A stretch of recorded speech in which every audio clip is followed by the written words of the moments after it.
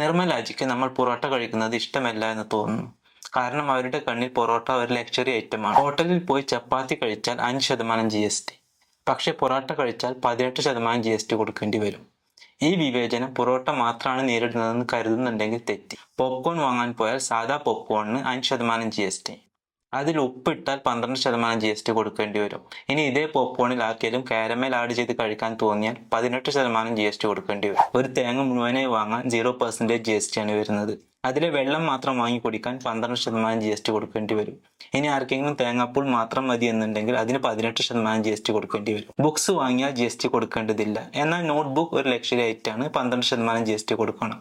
ഇതിനെല്ലാം പുറമെ EVയിലും second hand കാറിലും 18% GST set ആക്കിയിട്ടുണ്ട്. ഇനി നമുക്ക് റിയൽ ലക്ഷറി ഐറ്റായി തോന്നുന്ന ഗോൾഡും ഡയമണ്ട് ജ്വല്ലറിയും നിർമ്മലാജിക്ക് ലക്ഷറി ഐറ്റല്ല.